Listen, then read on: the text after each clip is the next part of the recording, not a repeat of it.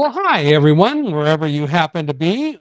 I want to welcome you to another episode of Unstoppable Mindset. I am your host, Mike Hingson, and we have, I think, an interesting guest today. She's an organizational psychologist. She is a keynote speaker, and she even does a podcast. I met Dr. Laura through a function that we've talked about before on this podcast, Podapalooza.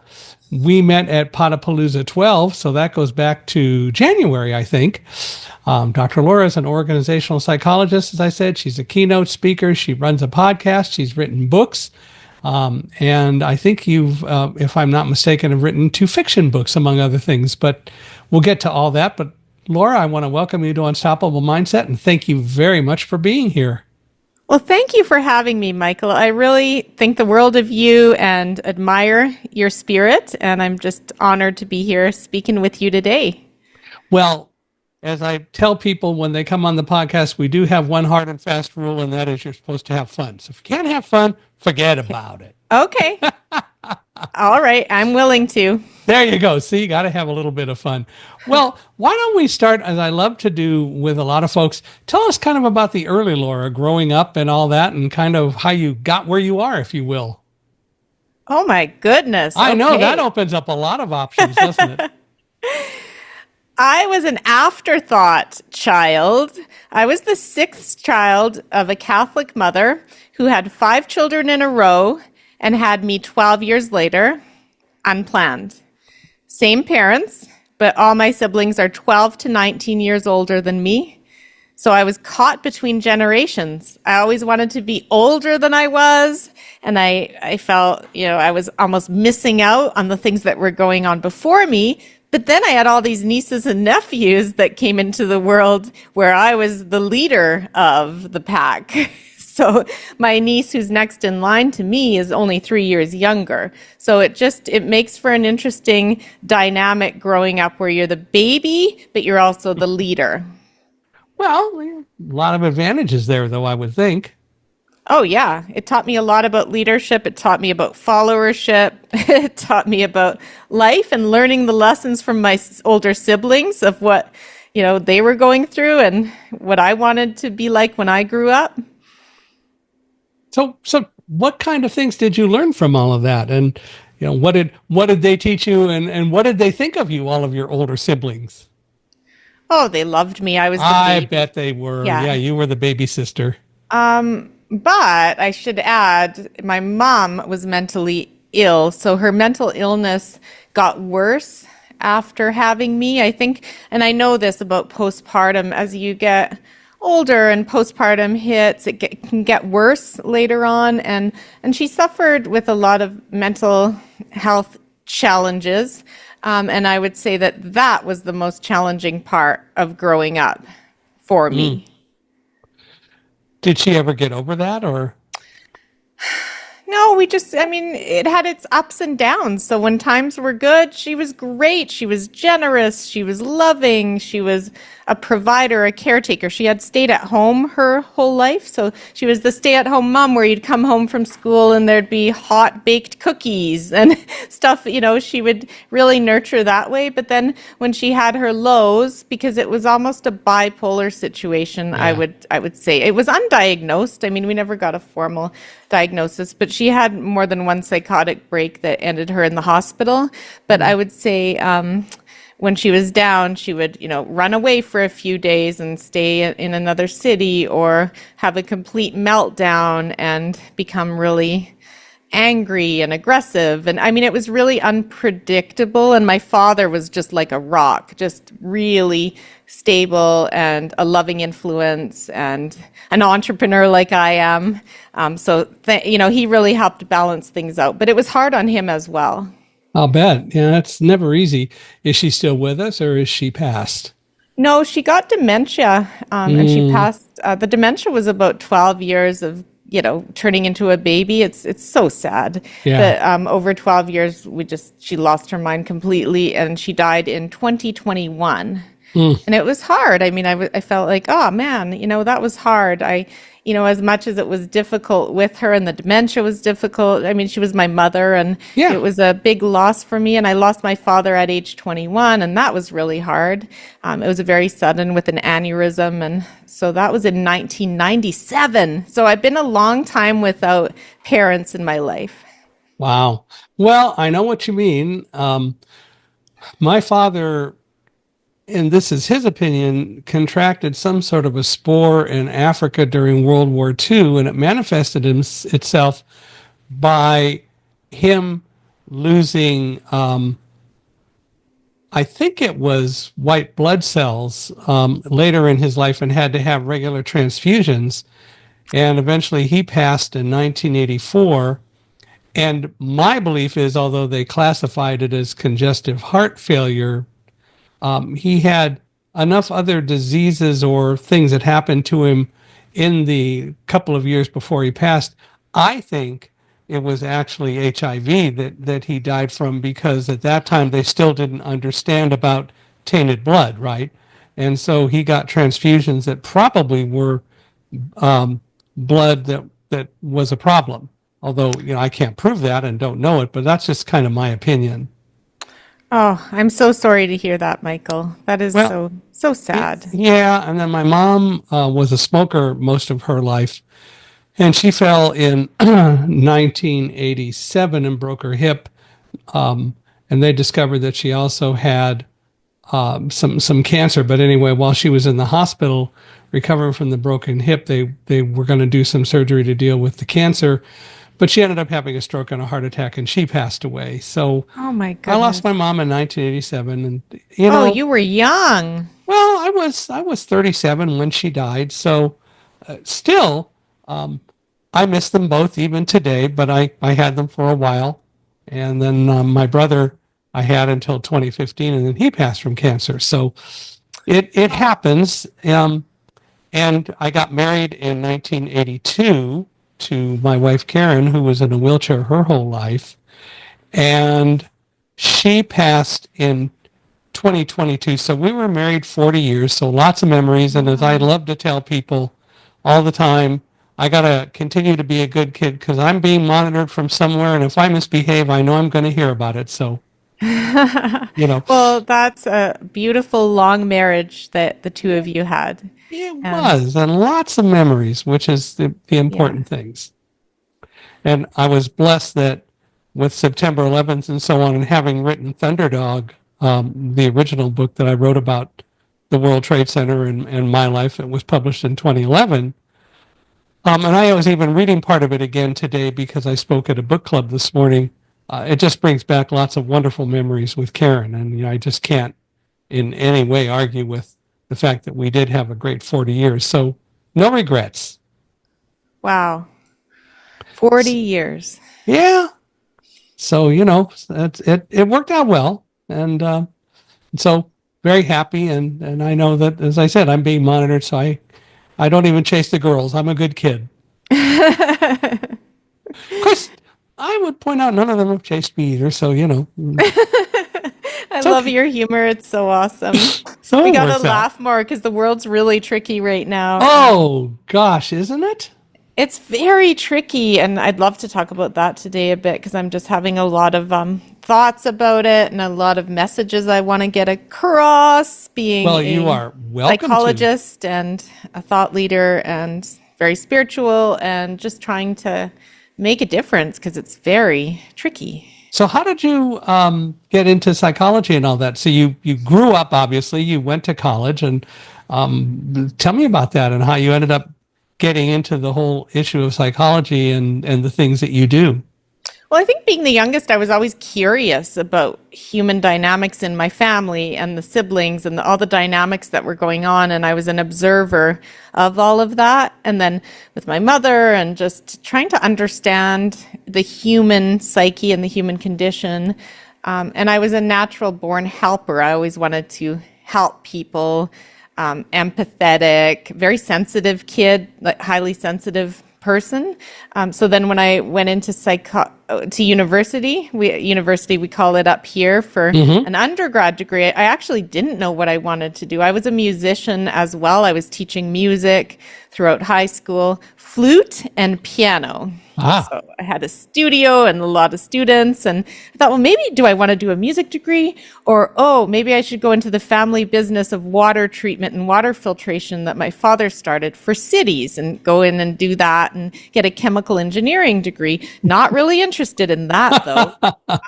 No. And then just kind of stumbled my way through first year, and then I was really lost, and then I came across career counseling, and I thought, okay, this is going to help me, and it did.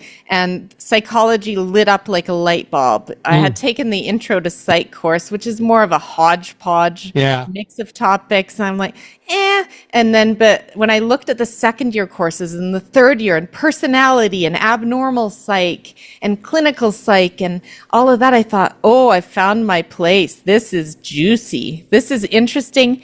And I want to help people. Is this to say you fit right in when you were studying abnormal psychology? Just checking. Yeah, probably. Oh, okay. But I actually didn't go down the clinical psych route, which is where it's the clinical psych and the psychiatrists that tackle more of the personality disorders. So I went into counseling psych, which is the worried well. Yeah. We call it the worried well. So people like you and I who are going through life, experiencing the various curveballs that life has to offer. And I know you've been through more than your fair share, but it's helping people get through the curveballs. And I specialized in career. I ended up saying people spend most of their waking lives, working or thinking about work as part of their identity. So I specialized in career development psychology in my master's degree. Mm-hmm. Yeah. Well, that certainly probably was easier than flute and piano. You couldn't do both of those at the same time. I ended up having to, it became too much. I tried to for a while. Yeah, you can play the flute or the piano, but kind of hard to do both at the same time. Oh, at the same time, yeah. Unless you play with your toes, which I've seen people actually I've heard people do that, yeah. Yeah, there's this one speaker in our national speakers group, and he does a lot with his toes. I remember him playing the drums with his toes at his last keynote. So I was just amazed. So born with no arms and does everything with his feet. So I bet he could do some piano too. There you go. Mm-hmm. But then, of course, having no arms, then he would also have a problem doing flute and piano at the same time. But, that's okay. But still, so you went into to psychology, which I find is a fascinating subject anyway. My interest was always in the physical sciences, so I got my master's degree in physics, although I did take a couple of psychology courses, and I enjoyed it. I remember the basic intro to psych, which was a lot of fun, and as you said, a real hodgepodge. But still, it was fascinating because I always was interested in why people behave the way they do and how people behave the way they do, which is probably why I didn't go into theoretical physics in a sense. But still, it was and is very interesting to see how people behave. But you went off and got your master's, and then you also got a PhD along the line, huh? Yeah, that was interesting. I did the master's, and then I always did things a little differently, Michael. So all of my peers went on to become registered psychologists, which means you have to go through a registration process. And instead, I got pulled into a .com company. We called them .coms at the time because in 1999, when I started with the .com, it was a big thing. I mean, it was exciting, right? It was a career development related .com that had a head office in New York City. And I ended up leading a team here in Calgary, and we were creating these technologies around helping people assess their passions, their interests, their skills, and then link to careers. We had about 900 careers in our database, and then linking people to educational programs to get them towards those careers. So I remember coming up a lot of times to Rutgers University and places like that, and going to New York City and dealing with that whole arena. So I was from a young age, I'd say I was too young to rent a car when I flew there, but I had Yeah. a team of about 15 people that I oversaw, and it was great experience for me at an early age of, okay, there's a lot, I'm learning a lot here because I really wasn't trained in business and management at that time. Right. But you did it. I did it. Yeah, I did it. And then I ended up working for another consulting firm that brought me into a whole bunch of organizations working on their competency models. So I did a lot of time in the Silicon Valley, Wow. working in different companies like Cisco. And I was just in this whole elaborate web of, okay, organizations are quite interesting. They're almost like families because they have a lot of dynamics. It's interesting and you can make a difference and you can help the organization, the people in the workplace, grow and thrive and develop. And I'm okay, this is interesting too. I like this. And then at that time, I knew I wanted to do a doctorate, and I discovered that organizational psych was what I wanted to do because it's the perfect blend of business and psychology. Because I'm a serial entrepreneur, by the way. So entrepreneurship, psychology, business, kind of the best of both worlds. Okay, I'm going to do that. So that's what I did. Well, that certainly is kind of cool. So when did you end up getting your doctorate? I finished that in 2005. Okay. Were you working while you were doing that, or did you just go back to school full time? I had to go back to school because the program was very heavy. It was a program where you could not work full time during it. Yeah. I still worked part time during it. I was working hard because I was registering as a psychologist at the same time. I knew I wanted to register and become a psychologist, and I knew I wanted to get that doctorate. And there were times when I almost stepped away, especially at the beginning of it, because when you're out in the real world and then you go back into academia, it's just such a narrow, how do I explain this? How is this relevant? All these journal articles and this really esoteric, granular research on some little itty bitty thing. And I just really struggled. But then so I met with someone I remember, and she said, Laura, it's like a car. When you buy a car, you can choose your own car seats and color and the bells and whistles of your car, and you can do that for the doctorate. And I said, oh, okay, I'm going to make the doctorate mine, and I'm going to specialize in a topic that I can see being a topic that the world of work will face in the future. So I specialized in remote leadership and how you lead a team when they're not working in the same office, and how you lead and inspire people who are working from home, and that whole notion of distributed work, which ended up becoming a hot topic in the pandemic. Right. I was 15 years ahead of the game, basically. Right. Yeah. Well, that, of course, brings up the question of the whole issue of remote work and stuff during the pandemic and afterward. What do you think has been the benefit of the whole concept of remote work? What did people learn because of the pandemic, and are they forgetting it, or are they still remembering it and allowing people to work at home? And I ask that because I know in this country, our illustrious president is demanding that everybody go back to work, and a lot of companies are buying into that as well. And my thought has always been, why should we worry about where a person works, whether it's remote or in an actual office, so long as they get the work done? But that seems to politically not be the way people want to think of it today. Yeah, I have a lot to say on it, and I have years and years of data and research that supports the notion that it's not a one-size-fits-all. And a blend tends to be the best answer. So if you want to preserve the culture and the collaboration, but yet you want to have people have the flexibility and autonomy and such, which is the best of both worlds, because you're running a workplace. You're not running a daycare where you need to babysit people.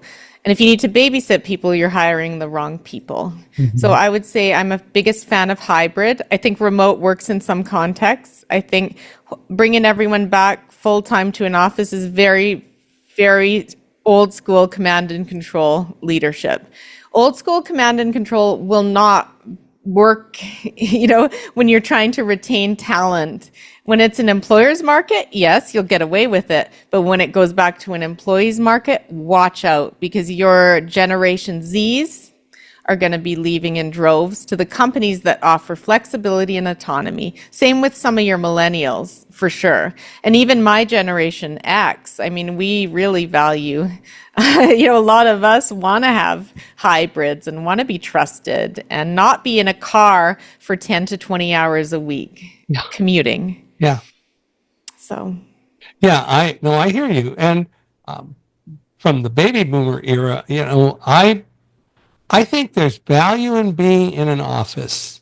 That is, I think that having time to interact and know colleagues and so on is important. But that doesn't mean that you have to do it every day, all day. Mm-hmm. I know many times, I worked for a company for 8 years. The last year was in New York because they wanted me to go to New York City and open an office for them. But I went to the office every day, and I was actually the first person in the office because I was selling to the East Coast from the West Coast. So I opened the office and was on the phone by 6 a.m. in the morning Pacific time. And I know that I got so much more done in the first 2 to 3 hours while everyone else was slowly filtering in, and then we got diverted by one thing or another, and people would gossip and so on. Although I still tried to do a lot of work, nevertheless, it got to be a little bit more of a challenge to get as much done because now everybody was in and they wanted to visit or whatever the case happens to be. And I think there's value in visiting, but I think from a working standpoint, if I'd been able to do that at home, at least part of the time, probably even more would have been accomplished. But I think there's value also in spending some time in the office because people do need to learn to interact and know and trust each other. And you're not going to learn to trust if you don't get to know the other people. Yeah, totally. I agree with you 100%. And I know on my own podcast, I had the founder of 4-Day Work Week Global, the 4-Day Work Movement. I did 4 episodes on that topic. And yeah, people are not productive 8 hours a day. I'll tell you that. Yeah. Yeah. So just because you're bringing them into an office and forcing them to come in, it doesn't necessarily mean more productivity. There's so much that goes into productivity apart from presenteeism. Yeah. Yeah. I hear what you're saying. And I think there's merit in that. I think that even when you're working at home, there are rules and you're still expected to do work, but there's, I think, room for both. And I think that the pandemic taught us that, but I'm wondering if we're forgetting it. Oh yeah, that's the human condition. We forget, right? We forget. It's almost, I envision an icy ski slope. I'm a skier, being up here in Canada in the Rocky Mountains, but it's a ski slope and you walk up a few steps and then you slide back so easily because it's icy, right? Like you got to just be aware that we slide back easily. We need to be intentional and stay on top of the why behind certain decisions because the pendulum swings back so far, so easily. And I mean, women's issues are one of those things. We can slide back so quickly after like 100 years of women fighting for their rights. We can end up losing that very, very quickly in society. That's just one of many examples. I know all the DE&I stuff that's going on. And I mean, it's just heartbreaking, the extent of that pendulum slapping back the other way so hard when we need to have a balance and, the right balance. Because the answer is never black and white, black or white. The answer is always some shade of gray. How do we get people to not backslide? And I know that's a really tough question, and maybe there very well may not really be an easy answer to that, but I'm just curious what your thoughts are. That's a great question, Michael. I would envision almost ski poles or hiking poles. It's being grounded into the earth. It's being grounded into what are the roots of my values? What are the values that we hold dear as human beings and as society, and sticking to those values and, pushing in to the earth to hold those values and stand up for those values, which I know is easier said than done in certain climates and certain contexts. And but I think it's really important to stand strong for what our values are. Basically. Yeah, I think that's really it. It comes down to values and principles. And I know the late President Jimmy Carter once said that we must adjust to changing times while holding to unwavering principles. And it seems to me you were talking about this being a tricky world. I thought that was an interesting way to express it. But I'm wondering if we're seeing all too many people not even holding to the unwavering principles. They're sacrificing principles for political expediency and other things. Yeah.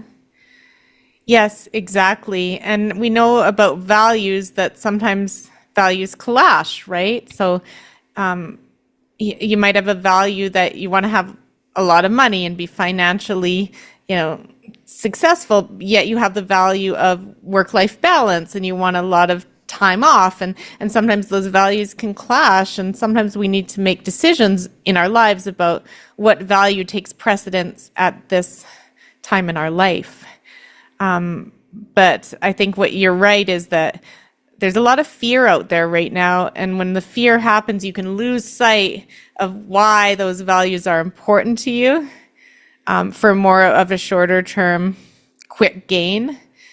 To get rid of the fear, because fear is uncertain and painful for humans. Yeah.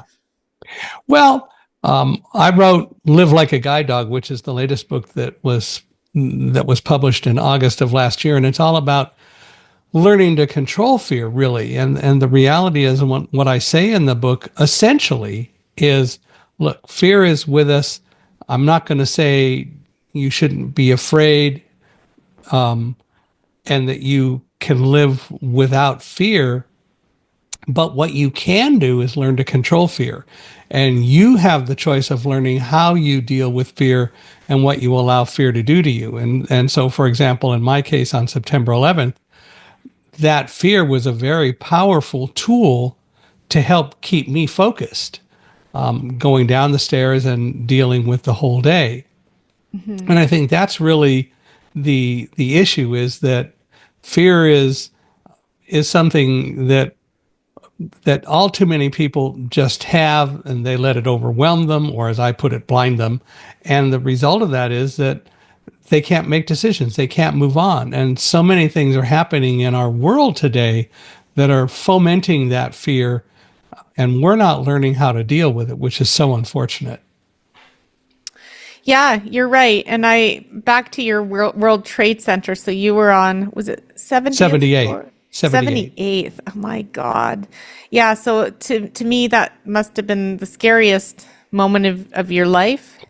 I'm guessing. In a sense, no, until later, because none of us knew what was happening when the plane hit the building, which it did on the other side of the building from me and thousands of others, and it hit above where we were.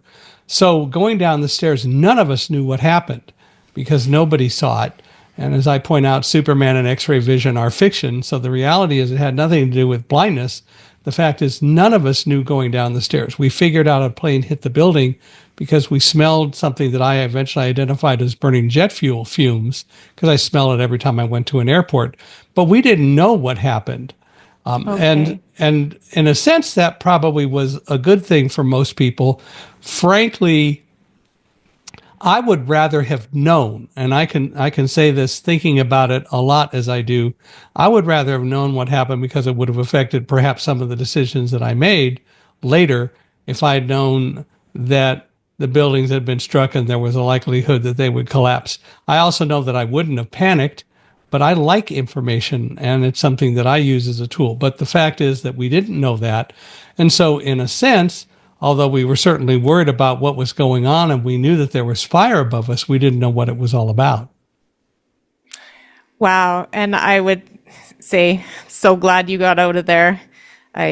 What a horrific experience. I was up there the year before it happened, and I think being up there, you can just sense the height of it and the extent of it, and then seeing ground zero after, and then going there with my son last June and seeing the new World Trade. It was just really, I really resonate with your, or not resonate, but admire your experience that you got out of there the way you did. And thank goodness you're still in this world, Michael. It's a weird experience having been back also, now going through the museum and being up in the new tower, trying to equate where I was on September 11th and where things were with what it became when it was all rebuilt. There's no easy reference point, although I did some of the traveling around the area with someone who knew what the World Trade Center was like before September 11th. And so they were able to say, okay, you're standing in such and such a place, or you're standing right below where Tower 1 was. And then I could kind of put some reference points to it, but it was totally different, needless to say. Yeah, no kidding. But I think the fear that you go through during a disaster, right, is immediate. Like, so the fight flight response is activated immediately, and you're put into this almost state of flow, I call it, a state where time just is irrelevant. You're just putting one foot ahead of the other, right? Right.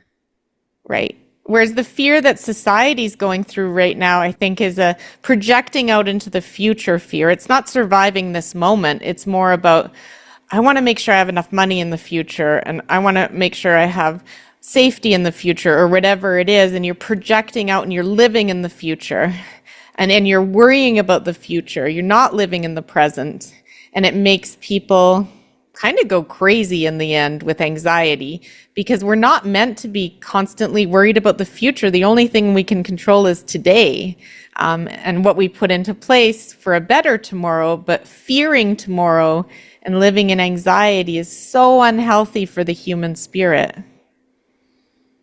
And yet that's what people do. And it's one of the things we talk about in Live Like a Guide Dog. You know, worry about what you can control and don't worry about the rest. And, you know, we spend so much time dealing with what if. You know, what if this happens? What if that happens? And all that does really is create fear in us, rather than us learning, okay, I don't really have control over that. I can be worried about the amount of money I have, but the real question is, what am I going to do about it today? And I know one of the lessons I really learned from my wife, Karen, we had some times when we had significant debt for a variety of reasons. But like over the last few years of her life, we had enough of an income from speaking and the other things that I was doing that she worked really hard to pay down credit card bills that we had. And when she passed, most all of that was accomplished. And I was, I don't know whether she thought about it. She probably did, although she never got to the point of being able to deal with it. But one of the things that I quickly did was set up with every credit card company that we use, paying off each bill each month. So we don't accrue credit. And so every credit card gets paid off, because now the expenses are pretty predictable. And so we won't be in that situation as long as I continue to allow things to get paid off every month and things like that. But she was the one that put all that in motion. And it was something she took very, very seriously, trying to make sure that she brought everything down. She didn't really worry so much about the future as, what can I do today? And what is it that my goal is? Well, my goal is to get the cards paid off. I can do this much today. And the next month I can do this much today, which I thought was a great way and a very positive way to look at it. She was very methodical, but she wasn't panicky. No, I like that, because panic gets us nowhere. It ruins today, and it doesn't help tomorrow. Right. Same with regret. Regret, you can't undo yesterday. And living in regret, guilt, living in the past is just an unhealthy place to be as well, unless we're just taking the learnings and the nuggets from the past. Yeah. That's the only reason we need the past, is to learn from it.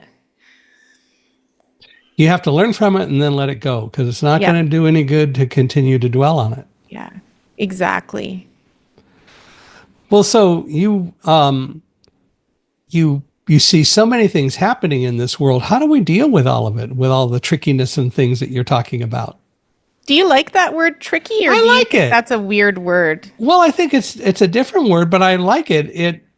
It's a word that I think personally becomes non-confrontive but accurate in its descriptions. It is tricky, but you know, we can describe things in so many ways, but it's better to do it in a way that isn't judgmental, because that evokes attitudes that we don't need to have. Yeah, if I use the word scary or Yeah. terrible, or I think those words are, just more anxiety provoking. Tricky can be bad, tricky can be a challenge, right? Or Like a it can puzzle's be tricky. unpredictable, or so many things, but it isn't such a bad thing. I like that. How do we navigate a tricky world? Well, we need to focus on today. We need to focus on the things that we can control today, physically, mentally, emotionally, socially, and spiritually, the 5 different arenas of our life. And on any given day, we need to be paying attention to those arenas of our life. And how are they doing? Are we healthy physically? Are we getting around and moving our bodies? Are we listening to our bodies and our bodies' needs? Are we putting food into our bodies? And are we watching what we drink and consume that could be harming our bodies? And how does it make us feel? And are we getting enough sleep? I think sleep is a huge issue for a lot of people in these anxiety-provoking times. Well, I think that's very accurate. The question is, how do we learn to do that? How do we teach ourselves? How do we learn to do all that stuff? How do we learn to deal with the things that come up, rather than letting them all threaten us and scare us? Ooh, that's a big question. I think that, well, the 5 spheres, right? So if you're taking care of your physical health and you're making that a priority, and some people really struggle with that and they need a buddy system, or they need professional helpers, right? Like a coach or a trainer or a psychologist like me, or whatever it is that they need, the extra supports in place. But the physical, super important. The making sure that we are socially healthy, and connectedness is more important than ever. Feeling connected to our tribe, whatever that is, our close friends, whether we have family that we would consider friends, right? Who in our team is helpful to us, and trusted allies. And if we can have the fingers of one hand with close people that we trust in our lives, that's great, right? It doesn't have to be 100 people, right? It can be a handful over your lifetime of true allies to walk through this world together. One of the things, and I've talked about it a bit on this podcast, but I love the concept that I think I've come up with, is I used to always say I'm my own worst critic. And I said that because I love to record, and I learned the value of recording speeches, even going back to when I worked at the campus radio station at KUCI in Irvine, campus radio station. I would listen to my show, and I kind of forced all the on-air personalities to listen to their own shows by arranging for their shows to be recorded, because they wouldn't do it themselves. And then I sent recordings home with them and said, you've got to listen to this. You will be better for it. And they resisted it. But when they did it, it was amazing how much they improved. But as I recorded my talks becoming a public speaker and working through it, I kept saying, I record them because I'm my own worst critic. I'm going to pick on me harder than anyone else can. And it was only in the last couple of years because I heard a comment in something that I read actually that said, the only person who can really teach you anything is you. Other people can present information, they can give you data, but you are really the only one who can truly teach you. And I realized that it was better to say, I'm my own best teacher than my own worst critic, because it changes the whole direction of my thought, but it also drops a lot of the fear of listening or doing the thing that I was my own worst critic about. I love that, Michael. I think that's genius. I'm my own best teacher, Yeah. not my own worst critic. Right. It's positive.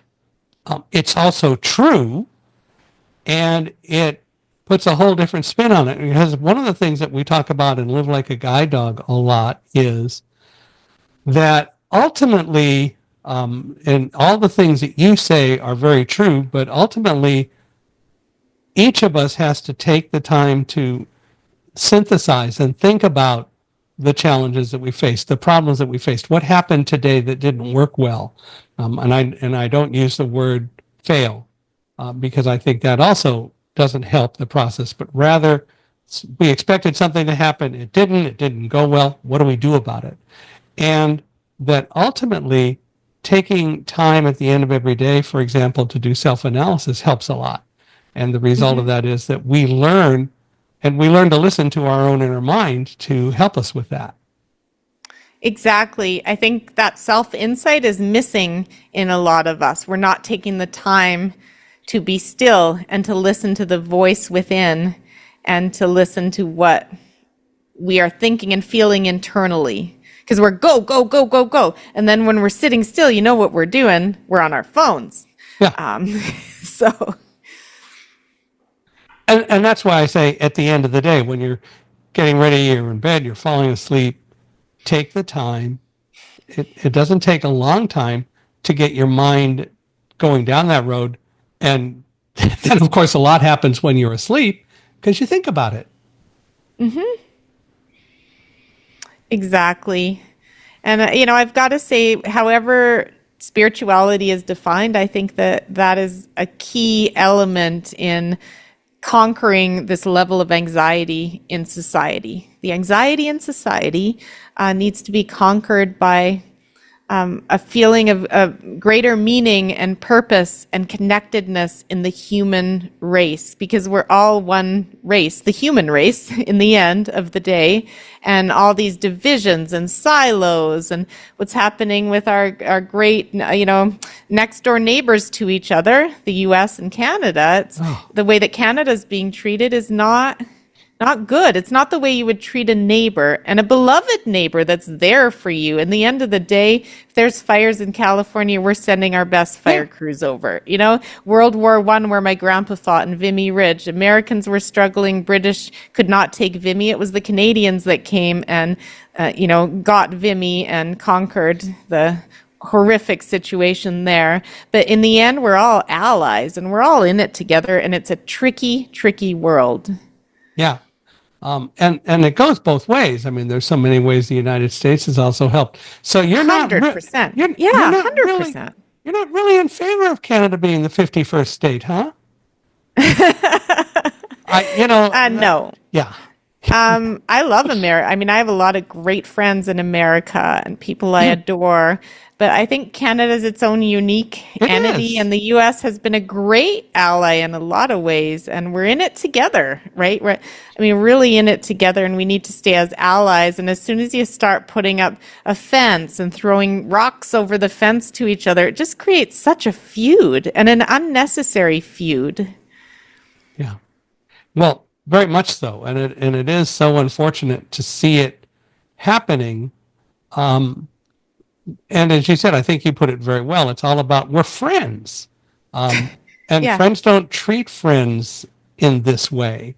But that is unfortunately what we're seeing. I know I've been looking, and I constantly look for speaking opportunities, and I've sent emails to some places in Canada, and a few people have been honest enough to say, we love what you do. We love your story. But right now, with what's going on between the United States and Canada, we wouldn't dare bring you to Canada. And while perhaps I could help by speaking and easing some of that a little bit, I also appreciate what they're saying. And I've said that to them and say, I understand, but this too shall pass. And so please, let's stay in touch. But I understand. And, that's all one can do. Yeah, and it too shall pass. I mean, it's just, and then anxiety takes over and it gets in the way of logic. Hingson would be our best speaker for this option, but the optics of it might get us into trouble, and they just get all wound up about it. And in the end of the day, this will pass, but it's a very difficult time, and we need to say, okay, we can't control what's going to happen with tariffs or next month or whatever, but we can control today. And I just went on a walk by the river. It was beautiful, and it was just so fulfilling to my soul to be outside, and that's what I could control today. That's right. And that walk by the river and that being outside and having a little bit of time to reflect has to help reduce fear and stress. It does. It very much does. And isn't that something that more people should do? Even if you're working in the office all day, it would seem like it would be helpful for people to take at least some time to step away mentally and relax, which would help drop some of the fear and the stress that they face anyway. 100%. And I am at my office downtown today, and I can see the river right now from my window. And there's research evidence that when you can see water flowing and you can see trees, it really makes a difference to your mental health. So this office is very intentional for me. Having the windows, having the bright light, very intentional. I have a recording that I listen to every day for about 15 minutes, and it includes ocean sounds. And that is so soothing and just helps put so many things in perspective. Now, it's not quite the same as sitting at the ocean and hearing the ocean sounds, but it's close enough that it works. That's beautiful. And you're going to come onto my podcast, and we're going to talk a lot more about your story, and that'll be really great. We're doing that in May. Yeah, and absolutely. I'm looking forward to it. Well, how did you get involved in doing a podcast? What got you started down that road? Oh, your tricky podcast. It's So I was running my company. So I have a company of psychologists in Canada, and we operate across the country. And we do two things really, really well. One is helping people navigate their careers at all ages and stages and find fulfilling career directions. And then our other thing we do well is helping organizations, helping be healthier places to work. So building better leaders, helping create better cultures in organizations. So that's what we do. And I've been running that for 16 years, so my own firm. And at the same time, I always wanted a podcast, and it was 2020. And I said, okay, I'm turning 45 years old. For my birthday gift to myself, I'm going to start a podcast. And I said, does anyone else on the team want to co-host, and we'll share the responsibilities of it, and we could even alternate hosting? No one else was interested, which is fine. I was interested. So I said, this is going to be Dr. Laura then, this podcast. I'm going to call it Dr. Laura, Where Work Meets Life. So the podcast is Where Work Meets Life. And then I'm Dr. Laura, Canada's Dr. Laura. Yeah, I was going to say, we've got lots of Dr. Lauras, at least two now. Not to be mixed up with your radio one. Not to be mixed up. Completely different. Right. In approach and style and values. And so I took on that, started the podcast as a labor of love, and said, I'm going to talk about three things: helping people thrive in their careers, helping people thrive in their lives, and helping organizations to thrive. And then, I'll throw in some episodes around advocating for a better world. And then the feedback I got was, that's a lot of lanes to be in, Laura, right? Yeah. That is a lot of lanes. And I said, yeah, but the commonality is the intersection of work and life. And I want to have enough variety that it's stuff that I'm genuinely curious to learn, and it's guests that I'm curious to learn from, as well as my own musings on certain topics. And so that's what's happened. So it's 111 episodes in. I just recorded 111. That's cool. Yeah, so it's every 2 weeks. So it's not as often as some podcasts, but every episode is full of golden nuggets and wisdom. And it's been a journey and a labor of love. And I do it for the joy of it. I don't do it as a, it's not really a business thing. Right. It's led to great connections, but I don't do it to make money. And in fact, it costs me money, but I do it to make a difference in the tricky world. Right. Well, but at the same time, you get to learn a lot. You get to meet people, and that's really what it's all about anyway. Oh, I've met some incredible people like you through doing it, Michael. And like my mentor, Cy Wakeman, who wrote the book No Ego, that's behind me in my office, and who's just a prolific speaker and researcher on drama and ego in the workplace. And I've met gurus from around the world on different topics. It's been fabulous. And that is so cool. Well, and you've written some books. Tell us about your books. Sure. And by the way, I would appreciate it if you would email me photos of book covers, because I want to put those in the show notes. Oh, okay. I'm going to start with my current book I just submitted my manuscript the other day, and it's about toxic bosses and how we can navigate and exit and recover from a toxic boss. And I saw this as a huge problem in the last couple of years across different workplaces, across different people. Almost everyone I met either had experienced it or had a loved one experience a toxic boss. And so I said, what is a toxic boss, first of all? How is this defined? And what does the research say? Because I'm always looking at, what the research says. And wait a minute, there's not a lot of research in North America. I'm an adjunct professor of psychology. I have a team of students. I can do research on this. I'm going to get to the bottom of toxic bosses post-pandemic. What are toxic bosses? What are the damage they're inflicting on people? How do they come across? And what do we do about it? And then how do we heal and recover? Because it's a form of trauma. So that's what I've been heavily immersed in. And the book is going to really help a lot of humans. It really is. So that's my passion right now, is that book and getting it out into the world. In January 2026, it's going to be published. What's it called? Do you have a title yet? I do, but I'm not releasing the title officially yet, because it's just being with my publisher and editor, and I just don't want to say it until actually, Michael, I have the cover. So it's going through cover design. I have a US publisher, and it's going through cover design, and that's so important to me, the visual of this. And then I'll do a cover reveal. Good for you.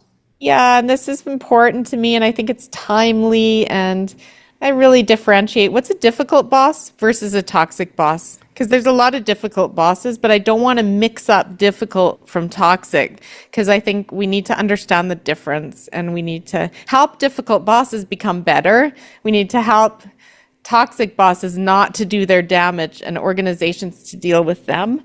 And it's just, there's so many different legs to this project. I'll be doing it for years. So what's the difference between difficult and toxic, or can you talk about that? Yeah, I can talk about, some of the differences. Difficult bosses are frustrating, annoying. They can be poor communicators, bad delegators. They can even micromanage sometimes. Yeah. And micromanagement is a common thing in new leaders, a common issue. But the difference is that the difficult boss doesn't cause psychological harm to you. They don't cause psychological and physical harm to you. They're not malicious in their intent. They're just kind of bumbling, right? They're just bumbling unintentionally. It's unintentional. The toxic boss is manipulative, dishonest, narcissistic.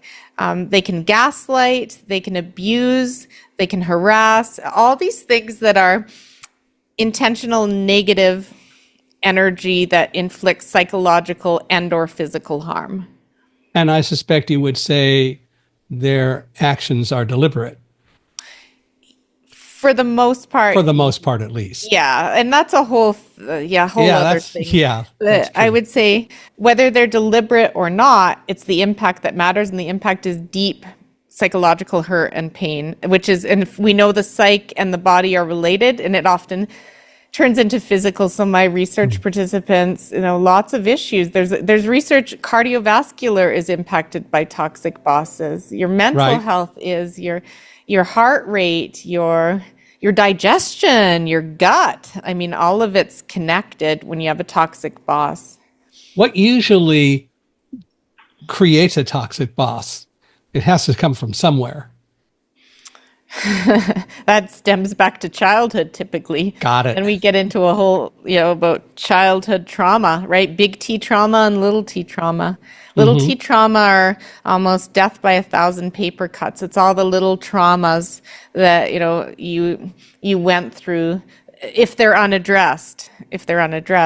Big T trauma is you were sexually assaulted, or you were physically abused, or you went through a war and you had to escape the war-torn country, or those sorts of things I call big T. And I've learned this from other researchers. Little T's are like this, maybe microaggressions, maybe being teased, maybe being, these things that add up over time and affect your self-confidence. And if you don't deal with the little T's, they can cause harm in adulthood as well. Mm-hmm. And so that's what, depending on what went on earlier, whether you dealt with that or not, can make you come across into adulthood as a narcissist, for example. Right. Mm-hmm. But you've written some other books also, haven't you? Oh, yeah. So let's cheer this conversation up. I wrote 2 psychological thrillers. I have an active imagination. I thought, what if someone got kidnapped by a billionaire, multi-billionaire ex-boyfriend, who was your high school sweetheart, but it was 10 years later, and they created a perfect life for you. A perfect life for you and a perfect world for you. What would that be like? So it's all about navigating that situation. So I have a strong female protagonist. So it's called Losing Cadence. And then I wrote a sequel because my readers loved it so much, and it ended on a Hollywood cliffhanger. So then I wrote the sequel that takes place 12 years later.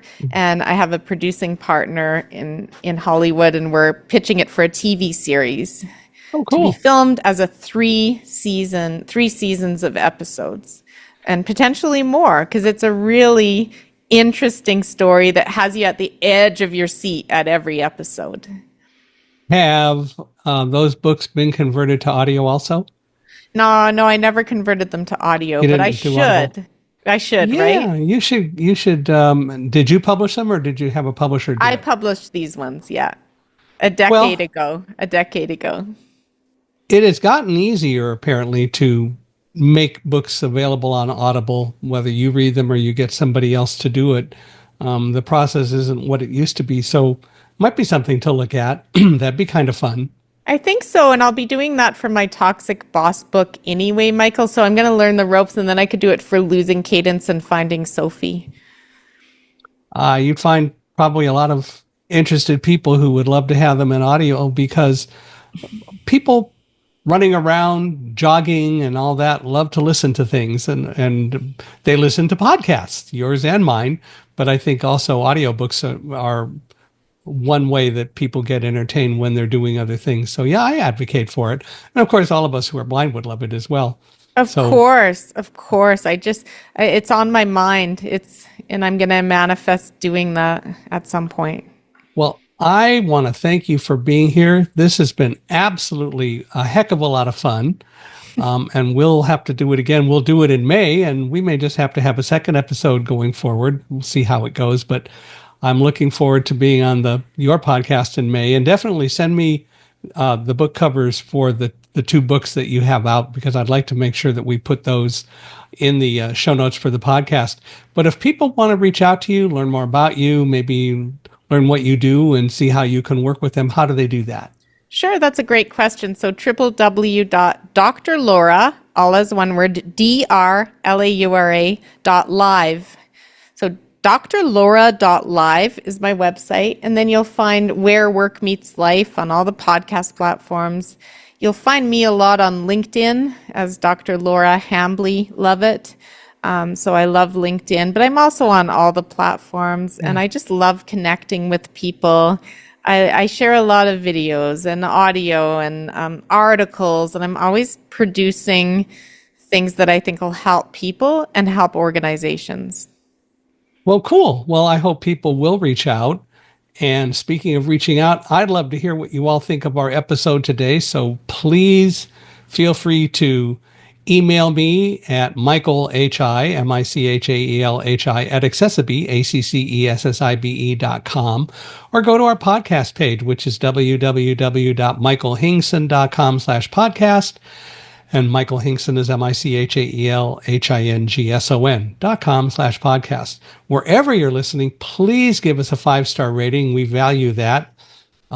If you don't give us a 5-star rating, I won't tell Alamo, my guide dog, and so you'll be safe. But we really do appreciate you giving us great ratings. We'd love to hear your thoughts. If any of you know of anyone else who ought to be a guest on our podcast, or if you want to be a guest, and of course, Laura, if you know some folks, we are always looking for more people to come on Unstoppable Mindset. So please feel free to let me know about that. Introduce us. We're always looking for more people and more interesting stories to tell.